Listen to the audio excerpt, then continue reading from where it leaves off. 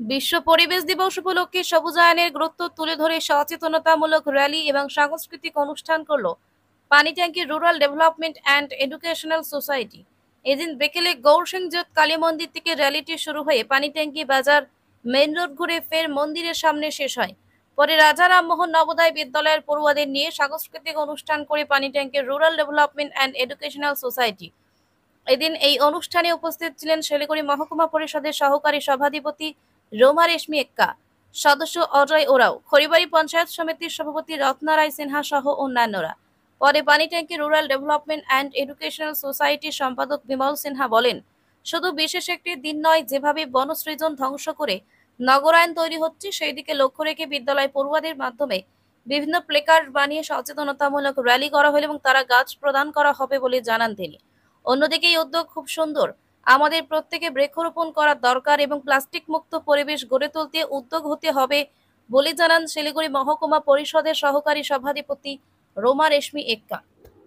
আমি আমার পরিচয় আমি বিমল সিনহা, রাজা রামমোহন নবোদয় বিদ্যালয়ের একজন প্রিন্সিপাল হিসেবে আছি এবং Panitanki rural development and educational সোসাইটির আমি সম্পাদক। আমরা পিআরডিএস এবং রাজা রামমোহন নবোদয় বিদ্যালয় এবং আশেপাশে আমাদের পানিট্যাঙ্কি যে সমস্ত ক্লাবরা আছে সকলে একত্রে মিলে এই দিনটির জন্য প্রায় 365-64 দিন আমরা অপেক্ষা করি। গত বছর আমরা 16ই জুন পালন করেছিলাম, এবার আমরা 15ই জুন এই দিনটিকে পালন করছি।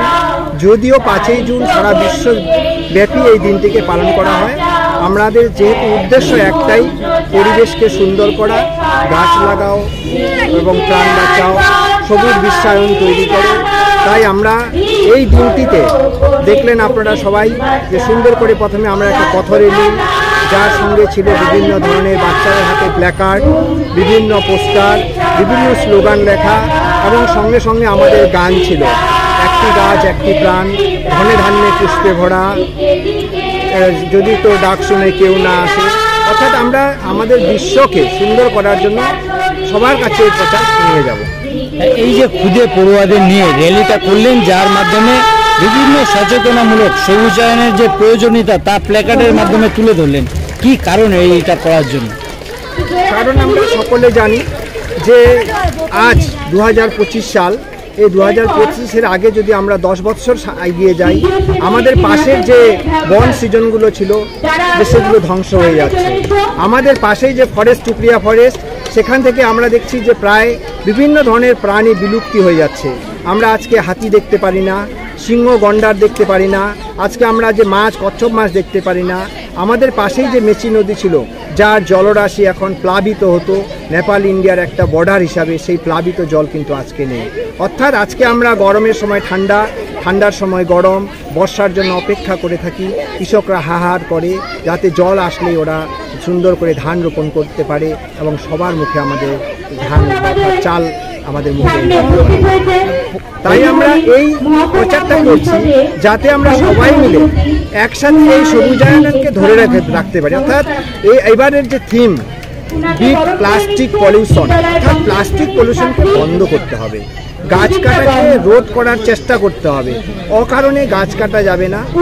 প্রত্যেকটা মানুষ যদি আমরা বৃক্ষরোপণ করি তাহলে সেটা ফলও হতে পারে, ফুলও হতে পারে, কিন্তু আমরা যেই গাছই হোক না কেন আমাদের সমাজে আমরা অক্সিজেনটা পাবো এবং আমাদের দূষিত কার্বন ডাই অক্সাইডটা সেই গাছটা সংগ্রহ করবে, গ্রহণ করবে। তাই আজকে আমাদের সবচেয়ে বড় সাফল্য, প্রায় আমরা নকশালবাড়ি বিট অফিস থেকে এবং ঘোষপুকুর বিট অফিস থেকে প্রায় 700 গাছ আমরা কালেকশন করেছি, যেগুলো আমরা আমাদের র্যালিতে অংশগ্রহণকারী মাদের হাতে তুলে দেব।